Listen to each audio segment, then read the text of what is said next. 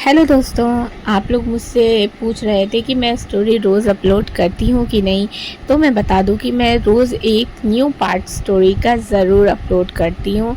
साथ ही किसी दिन अगर मुझे कोई प्रॉब्लम हो जाए या किसी तरह की कोई दिक्कत होती है तो उस दिन मैं स्टोरीज़ अपलोड नहीं करती हूँ, क्योंकि मुझे अपनी स्टडीज़ पर भी फोकस करना होता है। मैं स्टोरीज़ लिखती हूँ, साथ ही अपनी स्टडी को भी कंटिन्यू करती हूँ। इस वजह से किसी दिन स्टोरी के न्यू एपिसोड्स नहीं अपलोड हो पाते। तो आप लोग प्लीज़ चैनल को ज़रूर सब्सक्राइब कर लें। कहानी के पिछले एपिसोड्स नहीं पढ़े हैं तो जल्दी से उन्हें पढ़ लें। मैंने लिंक डिस्क्रिप्शन बॉक्स में मेंशन कर दिया है। साथ ही वहाँ मेरी दूसरी स्टोरीज़ भी आपको मिल जाएंगी, तो उन कहानियों को भी ज़रूर पढ़ें। अब हम हमारी स्टोरी को आगे बढ़ाते हैं। आज की सुबह रम्या के जीवन में एक बड़ा तूफान दस्तक देने वाला था। वो रेडी होकर जैसे ही ऑफिस के लिए निकलने लगती है, तभी एक लड़का आता है जिसने पूरे ब्लैक कपड़े पहने हुए थे। चेहरे पर ब्लैक मास्क और सर पर ब्लैक कैप लगाई हुई थी। वो रम्या को देखकर बोलता है, क्या आप मिस रम्या शुक्ला हैं? रम्या, जी हम ही रम्या शुक्ला हैं। वो लड़का उससे एक एनवेलप देते हुए बोलता है, मैम ये आपके लिए है। रम्या हैरानी से, हमारे लिए? वो आगे कुछ बोलती, उससे पहले वो लड़का वहाँ से चला जाता है। रम्या उस एनवेलप को उलट पलट कर देखते हुए, ये क्या है और किसने भेजा होगा? फिर वो उसे खोल कर देखती है तो उसके होश उड़ जाते हैं। उस एनवेलप में उसके घर के पेपर्स थे जिस पर किसी और का नाम लिखा हुआ था। रम्या हैरानी से, ये कैसे हो सकता है? हमारा घर कोई और कैसे खरीद सकता है? वो तुरंत पेज पलटकर दूसरा पेपर पढ़ती है जिस पर उस इंसान का नाम था जिसने उसका घर खरीदा था। उस इंसान का नाम देखकर वो शॉक्ड हो जाती है। उसके मुंह से एकदम से निकलता है, रुद्र सर? क्या रुद्र सर ने हमारा घर कैसे खरीद लिया? वो हमारा घर कैसे खरीद सकते हैं? वो उस पेपर को फोल्ड करके अपने बैग में डाल लेती है और चुपचाप ऑफिस के लिए निकल जाती है, क्योंकि अभी घर में किसी को कुछ बताना ठीक नहीं था। वो पहले रुद्र से कंफर्म करना चाहती थी और उससे पूछना चाहती थी कि आखिर उसने ऐसा क्यों किया। रम्या ऑफिस पहुंचकर सीधे रुद्र के केबिन में आती है। रुद्र जो अपने लैपटॉप में बिजी कुछ काम कर रहा था, रम्या को इस तरह बिना नॉक किए आए देख थोड़ा गुस्से से बोलता है, मिस रम्या, आपको समझ नहीं आता कि मुझे नहीं पसंद कोई मेरे केबिन में इस तरह आए। बाहर जाइए और नॉक करके अंदर आइए। रम्या सॉरी सर बोलकर उदास होकर बाहर आ जाती है और नॉक करके बोलती है, मे आई कम इन सर? रुद्र, यस कम इन। रम्या अंदर आ जाती है और उसे देखकर थोड़ा डरते हुए बोलती है, सर वो हमें आपसे कुछ बात करनी थी। रुद्र बिना उसकी तरफ देखे बोलता है, अभी नहीं, पहले जाकर मिस्टर वर्मा के साथ मीटिंग की तैयारी करो। उसकी भारी आवाज़ सुनकर रम्या की सारी हिम्मत जवाब दे जाती है और वो सर झुकाए केबिन से बाहर आ जाती है। लगभग 2 बजे उसकी मीटिंग खत्म होती है। रुद्र मीटिंग रूम से बाहर निकलता है। रम्या भी उसके साथ ही थी। रुद्र उसे कॉफ़ी का बोल अपने केबिन में चला जाता है। रम्या कई बार हिम्मत करके उससे अपने घर का पूछने की कोशिश करती है, लेकिन रुद्र हर बार उसे कुछ ना कुछ काम देकर उसकी बात सुनने से मना कर देता है। देखते देखते शाम हो जाती है। रुद्र रम्या को अपने केबिन में बुलाता है। रम्या नॉक करके अंदर आती है। रुद्र अपनी चेयर पर आराम से सिर टिकाए बैठा था। उसे देखकर वैसे ही बैठे हुए बोलता है, तो बोलिए मिस रम्या, क्या बात करनी थी आपको मुझसे? रम्या तुरंत अपने बैग से वो पेपर्स निकालकर उसके आगे रखते हुए बोलती है, सर, आपने गलती से शायद बगल वाले घर की जगह हमारा घर खरीद लिया है, लेकिन वो बगल वाला घर बिकने को था, हमारा नहीं। सर, उसने तो वो आगे बोलती, उससे पहले रुद्र उसकी बात बीच में काट कर बोलता है, उस घर में तुम अपनी सौतेली माँ, 2 सौतेले भाई बहन और अपने पिता के साथ रहती हो, यही कहना चाहती थी ना तुम? रम्या को उसका इस तरह बोलना बिल्कुल भी अच्छा नहीं लगता, लेकिन वह बस हाँ में अपनी गर्दन हिला देती है। रुद्र, मिस रम्या, मैं आपको बता दूं कि मुझे सच पता है वो घर तुम्हारा है। तुम उसमें अपने परिवार के साथ रहती हो, लेकिन अब मैं उसे खरीद चुका हूँ, इसीलिए जल्द से जल्द अपना सामान समेटकर खुद उस घर को खाली कर दो, वरना मुझे खुद तुम लोगों को वहाँ से निकलवाना होगा। लेकिन ये अच्छा थोड़े लगेगा, इसीलिए बेहतर यही होगा तुम सब इज्जत से खुद उसे खाली कर दो। रम्या गुस्से से चिल्लाकर बोलती है, सर, आप ऐसा कैसे कर सकते हैं? क्यों कर रहे हैं आप ये सब? क्या दुश्मनी है आपकी हमसे? आप हमारे साथ ये सब कैसे कर सकते हैं? रुद्र अपनी जगह से खड़ा होता है और उसका बाजू पकड़कर अपने करीब खींचकर गुस्से से दांत पीसते हुए बोलता है, आवाज़ नीचे रखो, वरना वो हाल करूँगा कि दोबारा बोलने लायक नहीं बचोगी, समझी?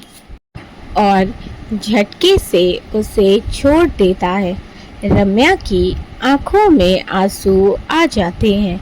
रुद्र दूसरी तरफ नजरें फेर कर बोलता है, अगर तुम अपना घर और अपने परिवार की इज्जत बचाना चाहती हो तो तुम्हें मेरी शर्त माननी पड़ेगी। रम्या हैरानी से, शर्त? कैसी शर्त? रुद्र, तुम्हें मुझसे शादी करनी होगी। उसकी बात सुन रम्या को ऐसा लगा जैसे किसी ने उसके पैरों के नीचे से जमीन ही खींच ली हो। वो बिल्कुल स्तंभ सी खड़ी थी। रुद्र उसे इस तरह खड़ा देखकर बोलता है, या तो तुम मेरी शर्त मान लो या फिर अपने परिवार की बर्बादी देखो। रम्या हैरानी से, सर, आप ये सब क्यों कर रहे हैं? हम आपसे शादी कैसे कर सकते हैं और आप हमसे शादी क्यों करना चाहते हैं? देखिए सर, प्लीज़ ये सब मत कीजिए। हम एक मिडिल क्लास लड़की हैं, ना तो हम आपकी तरह अमीर हैं और ना ही आपके जैसा स्टेटस रखते हैं। रुद्र गुस्से से, मेरे पास तुम्हारी बकवास के लिए टाइम नहीं है। या तो मुझसे शादी के लिए हाँ करके अपने परिवार को बचाओ, या फिर ना करके उन्हें बर्बाद होते हुए देखो। चॉइस इज़ योर्स मिस रम्या। रम्या हम आपसे शादी कभी नहीं करेंगे। सर, आपको जो करना है कर लीजिए। हम आज ही ये जॉब छोड़ रहे हैं। कल तक आपको हमारा रिज़ाइन लेटर मिल जाएगा।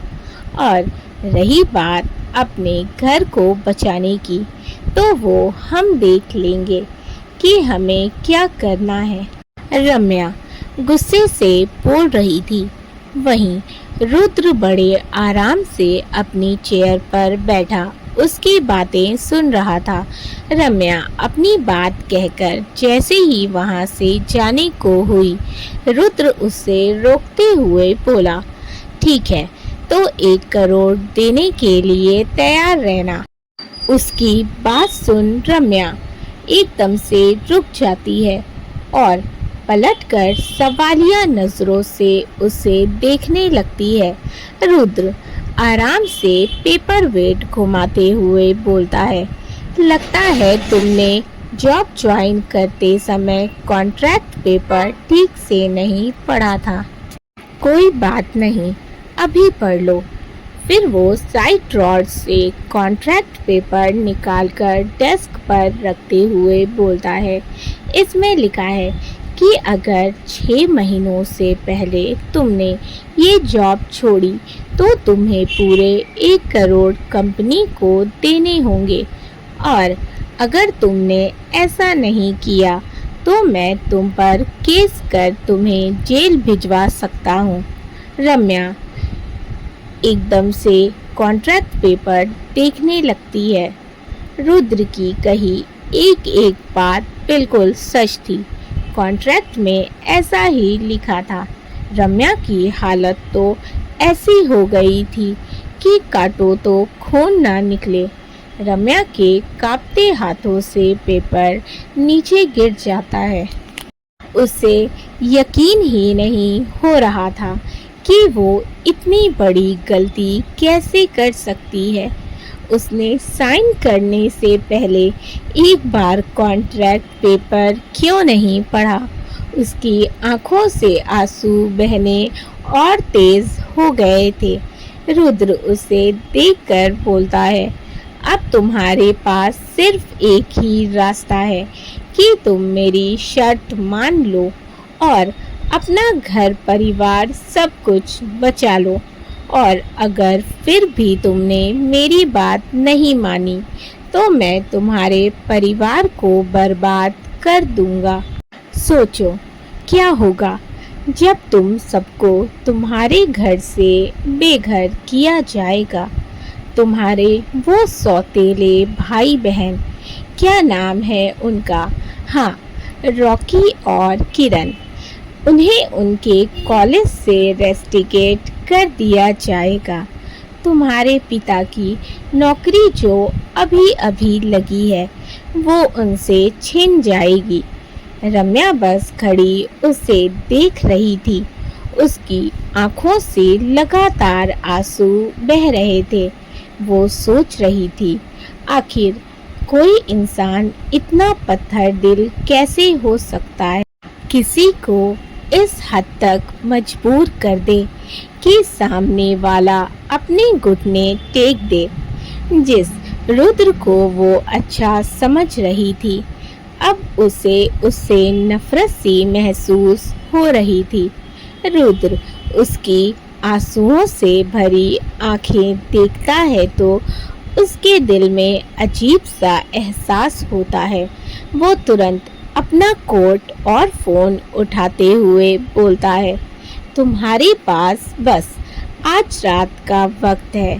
तुम्हारी एक हाँ पर सब कुछ ऐसा ही रहेगा जैसा चल रहा है, लेकिन तुम्हारी एक ना पर मुझे सब कुछ बर्बाद करने में मिनटों नहीं लगेंगे। ये बोल वो तेज कदमों से बाहर निकल जाता है, क्योंकि वहाँ कुछ देर और रुकना अब उसके लिए बहुत मुश्किल हो रहा था। रम्या अभी भी वहीं खड़ी थी। उसे कुछ भी समझ नहीं आ रहा था कि अचानक से ये सब क्या हुआ। रम्या जो अभी भी वहीं खड़ी थी, तभी पियून की आवाज़ से उसका ध्यान टूटता है। मैडम, सर का केबिन बंद करना है।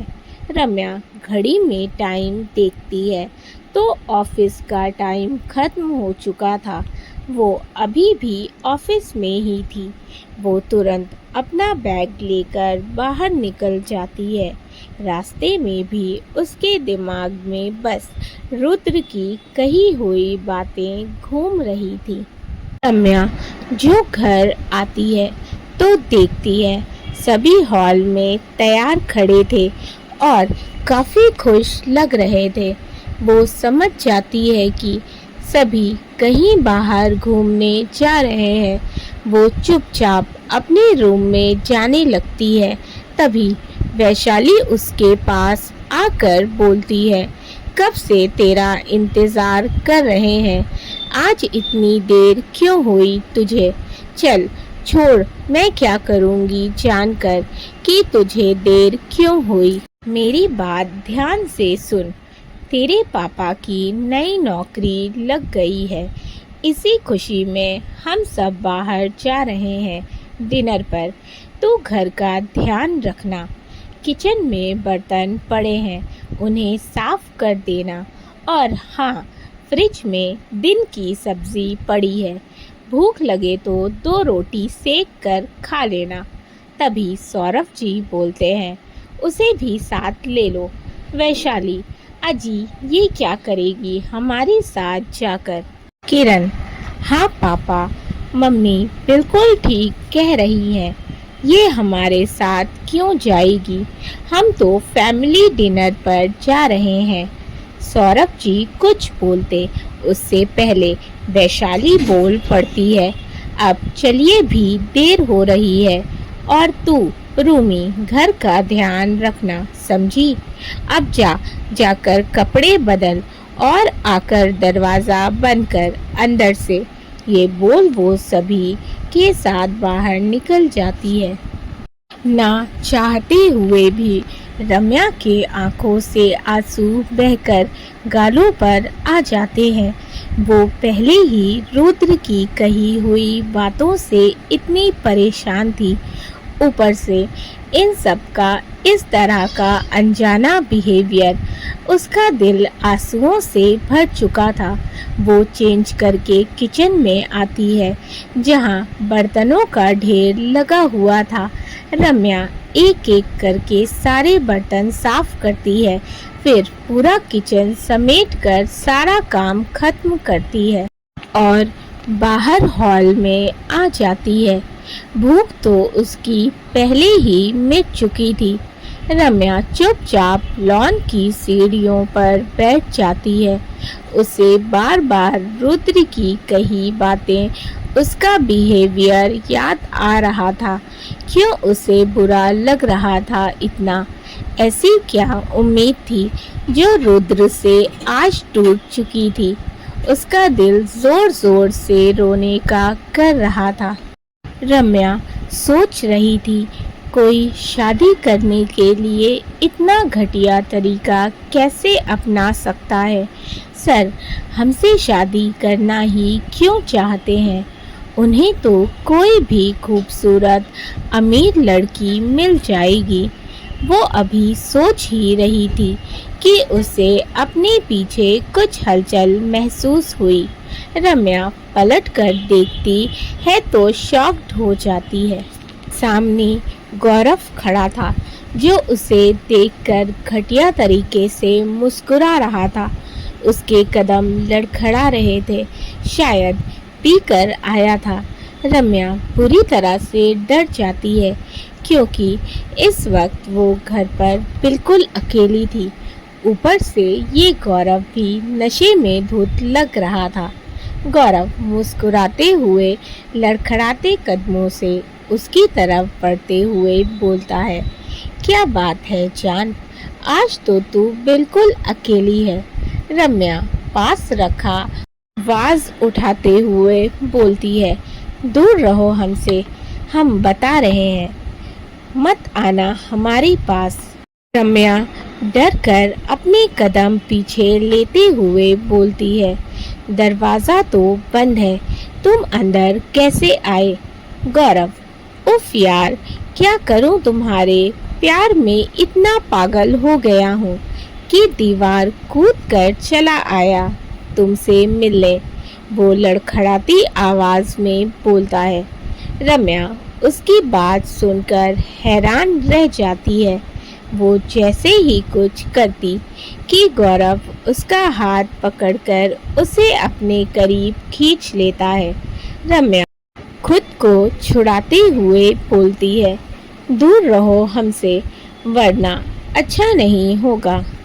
हाथ छोड़ो हमारा। गौरव, सही कहा तूने, अच्छा तो अब वैसे भी तेरे साथ नहीं होगा। तूने मुझ पर हाथ उठाया था, अब देख मैं तेरा क्या हाल करता हूँ। उसकी बात सुन रम्या का तो दिल धक से हो गया था। रम्या उससे अपना हाथ छुड़ाकर उसे धक्का देकर भागने लगती है, लेकिन गौरव फुर्ती से उसका बाल पकड़कर उसे फर्श पर पटक देता है। कहाँ भागेगी अब मुझसे बचकर। रम्या खुद को छुड़ाने की पूरी कोशिश कर रही थी, लेकिन गौरव काफी हट्टा कट्टा था। गौरव गुस्से से खींचकर एक थप्पड़ रम्या के गाल पर मारता है, जिससे उसका चेहरा लाल होकर सूज जाता है। लेकिन फिर भी रम्या खुद को छुड़ाने की पूरी कोशिश कर रही थी और वो अपनी कोशिश में कामयाब होती है और गौरव को धक्का देकर दरवाजे के पास आती है।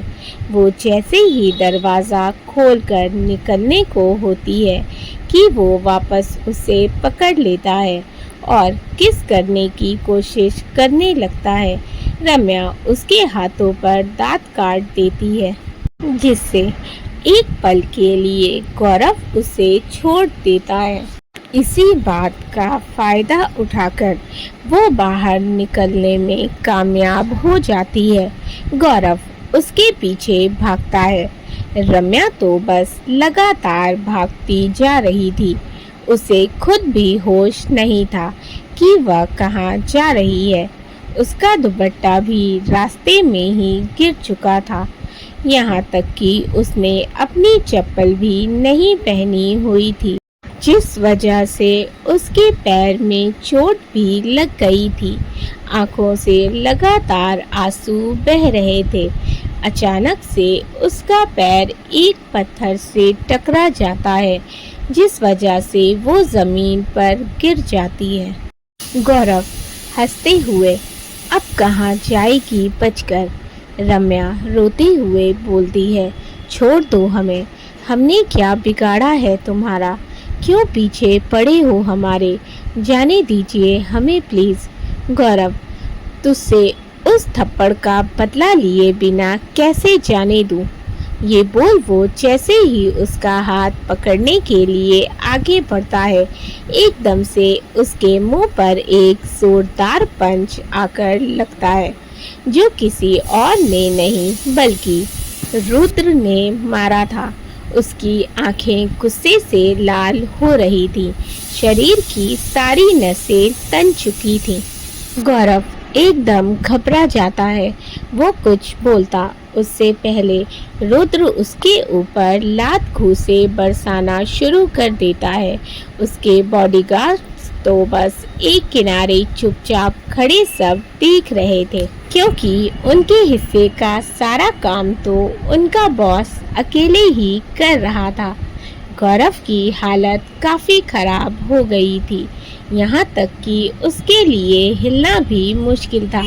रुद्र उसे छोड़कर पीछे होता है तो गार्ड्स आकर तुरंत गौरव को उठाकर गाड़ी में डाल देते हैं और रुद्र का इशारा पाकर वहां से चले जाते हैं। रुद्र वापस पीछे मुड़कर रम्या को देखता है, जो काफी डरी हुई लग रही थी। रुद्र उसके पास आकर तुरंत अपना कोट उतारकर उसे पहनाते हुए बोलता है, तुम ठीक हो? रम्या एकदम से उसके गले लगकर जोर जोर से रोने लगती है। रुद्र तो एक पल के लिए हैरान हो जाता है। वो जैसे ही उसे खुद से दूर करने के लिए हाथ उठाता है, लेकिन बीच में रुक जाता है क्योंकि वो बहुत बुरी तरह से रो रही थी। रुद्र उसके सर पर हल्के से हाथ फेरते हुए बोलता है, चुप हो जाओ, कुछ नहीं हुआ, तो तुम बिल्कुल ठीक हो, डोंट क्राई। रुद्र को एहसास होता है कि रम्या काँप रही है। तब वह एक गहरी सांस लेकर हल्के से उसे अपनी बाहों में लेकर बोलता है, रम्या शांत हो जाओ, कुछ भी नहीं हुआ है, मैं हूँ यहाँ, कोई तुम्हें छू भी नहीं सकता। रम्या धीरे धीरे शांत हो रही थी। इन 5 सालों में आज पहली बार रुद्र किसी लड़की के इतना करीब गया था। उसका दिल काफी तेजी से धड़क रहा था। धीरे धीरे रम्या रुद्र की बाहों में ही बेहोश हो जाती है। जब रुद्र को एहसास होता है तो वो उसे खुद से अलग करता है और आराम से उसे बाहों में उठाकर गाड़ी के पास लाता है। रुद्र उसे आराम से बैक सीट पर लेटाकर खुद ड्राइविंग सीट पर आकर बैठ जाता है और कार स्टार्ट कर देता है। कुछ देर में उसकी कार एक बड़े और खूबसूरत फार्म हाउस के पास आकर रुकती है, जो शहर से कुछ दूरी पर था, लेकिन काफ़ी खूबसूरत। रुद्र गाड़ी से उतरता है और रम्या को वापस अपनी बाहों में उठाकर अंदर लेकर चला जाता है। वहीं गार्ड्स जल्दी से आकर उसकी कार को पार्क कर देते हैं।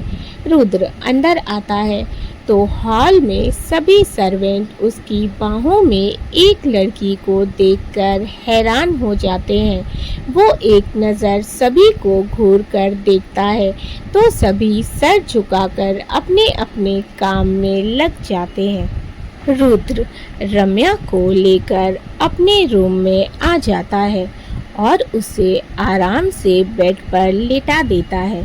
कुछ ही मिनट में डॉक्टर भी आ जाते हैं क्योंकि रुद्र ने उन्हें पहले ही कॉल कर दिया था। डॉक्टर रम्या की चोटों पर बैंडेज करते हैं और उसे इंजेक्शन देते हैं। रुद्र एक किनारे खड़ा रम्या को देख रहा था।